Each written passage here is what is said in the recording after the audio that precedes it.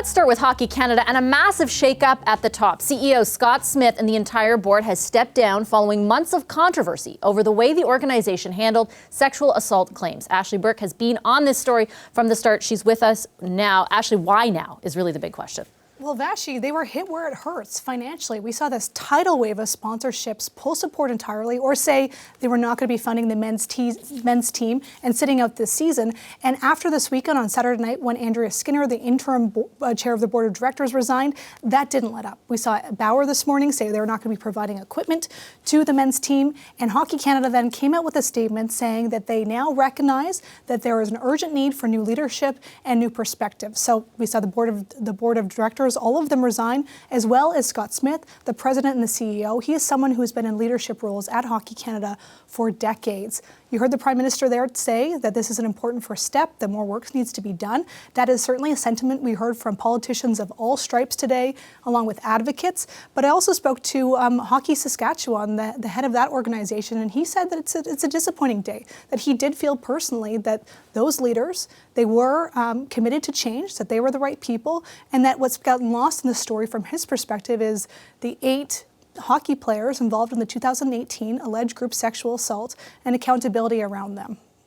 And when you point to Andrea Skinner and her resignation over the weekend, she was, of course, the interim board chair who appeared last week before the Parliamentary House Committee asking questions on this very issue, very, very tough questions, and her appearance was widely criticized. Yeah. How much did that play into this and especially prompt all those sponsors to press pause or even withdraw funding from things like the World Juniors? It felt like a turning point. You know, her testimony was defiant. It was a new line of defense we hadn't heard before. She came out and said that this was a societal issue, toxic behavior, that Hockey Canada shouldn't be a scapegoat, that the board of directors felt that the leadership wasn't going anywhere. And she even suggested that if they all did resign, leadership and her board, that it could mean turning off the lights at hockey rinks. That stunned MPs. I was in that room. You could hear audible gasps, people shaking their heads. There was laughter at some points. But she wasn't in that room because she appeared virtually. So I don't think she was able to see all of that reaction. And on the question of sponsorships and what happens now with the World Juniors? Well, that's the big question now. Tim Hortons is a premier sponsor. They're the first to issue a statement saying that they're not going to reinstate funding for the men's team unless they are absolutely certain that there has been progress that's been made. And also in the air is the World Juniors, which is supposed to happen in December in New Brunswick and Nova Scotia. Both of those premiers said that they're talking and that, you know, this is a important first step, they said, but they need more answers from Hockey Canada to determine if they're going to be moving forward. Take a listen to one of the premiers. We both agree this is a step in the right direction without question. But what does it mean? A change of guard, but what does that mean in terms of process and procedures and what are they going to implement differently? So we'll learn more from Hockey Canada and decide from there if it's enough. Provincial federations right now, they're all meeting. They're on a call this hour. They're also going to be meeting in person in Toronto on Saturday, and they're discussing what happens next. They'll vote on a new board of directors in mid-December, but also this report that they just got a preliminary copy of. It's called the Justice Cromwell Report. It was commissioned by Hockey Canada to look into the governance structure, and that's going to contain recommendations that will change that voting process. So it'll be interesting to see if December 17th is the real date or if it's delayed even further. I know you'll have any updates from those meetings as they become available. Thanks, Ashley. The CBC's Ashley Burke here in Ottawa.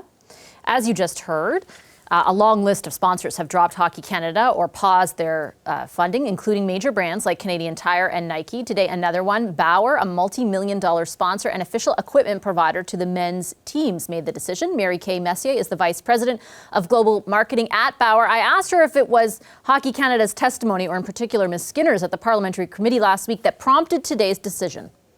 We've been partners with Hockey Canada for a long time. We've been working behind the scenes. We really feel that Bauer is different. We really exist to, serve players and their families. It's different than a sponsor. We are an actual partner. And because of that, we were working behind the scenes, meeting with Hockey Canada executives to try and align on the changes needed. When that failed, and it really was a conversation that we'd had in August, the most recent conversation around the changes that I've just outlined for you that we felt were really necessary, and we were not aligned. And we felt at that time we needed to put together some thoughts on a plan, what it would take to move forward and who could potentially be involved, and then take our statement public. So beyond just the recent events, we've been working with Hockey Canada over the last 18 months on things that we see inequities in the sport across the country, with respect especially to girls and women. And we hadn't had really much commitment, or I would say progress in that area as well, which is why we launched our own Girls Hockey Bill of Rights to try to gain awareness and really make the point that we need to be more inclusive.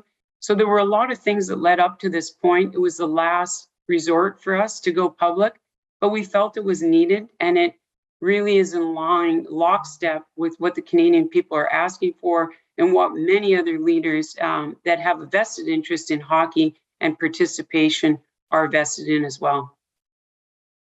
Mary Kay Messier there. She's the Vice President of Global Marketing at Bauer.